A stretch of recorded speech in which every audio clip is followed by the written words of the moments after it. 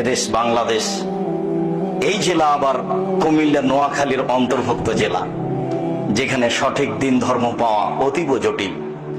ইসলাম Saudi আরব থেকে বের হয়ে ইরাকে ঢুকেছে, ইরাক থেকে বের হয়ে ইরানে ঢুকেছে, ইরান থেকে বের হয়ে পাক ভারতে এসেছে। এই বিকৃত ইসলাম বিকৃত মানুষের কাছে থেকেছে 750 বছর। তারা চলে গেলে এই বিকৃত ইসলাম থেকেছে 190 বছর ইংরেজদের কাছে। তার উপরে এই ভূখণ্ডের উপরে থেকেছে দীর্ঘদিন। যারা পাকিস্তান থেকে দেশে এসে রাজত্ব চালিয়েছিল তারা সবাই ছিল শিয়া। মিস্টার জিন্না শিয়া, মিস্টার লিয়াকত আলী শিয়া, প্রেসিডেন্ট আইয়ুব শিয়া। তাদের হাতে দিন ধর্ম থেকেছে, ক্ষমতা তাদের হাতে থেকেছে। বিকৃত ইসলামী মানুষের কাছে ইসলাম বলে পরিচয় পেয়েছে, যার কারণে মাঝে মধ্যে আমি বলে থাকি আপনাদের কাছে, সঠিক বলাও যেমন জটিল, সঠিক মানাও তেমন কঠিন। কেন? সঠিক কথাগুলি, বেঠিক কথাগুলি দুটাই আরবিতে লেখা আছে।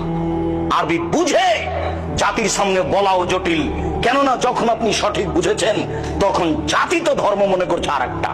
আপনি যদি বলেন সমাজ আপনারটা মেনে নিবে না, সমাজ রি করে উঠবে। তারা বলবে এই কেমন আলেম বাপ দাদার ধর্মকে বিকৃত করতে এসেছে। ধর্মের পরিবর্তন মানুষ সহজে মেনে নেয় না, তার নাম আকীদা, তার নাম বিশ্বাস। মুহাম্মদ সাল্লাল্লাহু আলাইহি সাল্লাম আত্মীয় স্বজনের মাঝে বলেছিলেন, বাপ দাদা আত্মীয় স্বজন চাচা চাচি দেশবাসী খালা ফুফু সবাই জেনেছিল পৃথিবীতে সবচেয়ে ভদ্র নম্র সুন্দর মানুষ হচ্ছেন মুহাম্মদ সাল্লাল্লাহু আলাইহি সাল্লাম।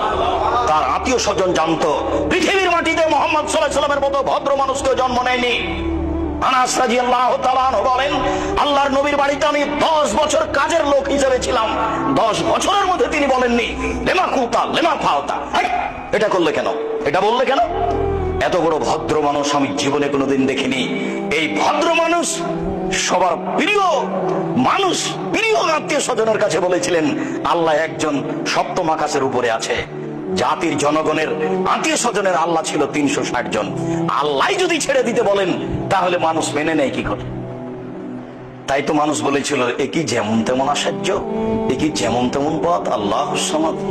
আরে অন্তত কেউ তো 3 জন মাবুদ মানে, এ বলছে 3 জনও নয়, মাত্র একজন সপ্তম আকাশের উপরে থাকে। কেমনে মানা যায়? একে হত্যা করতে হবে, নেহায়েত না হয় দেশ থেকে তাড়িয়ে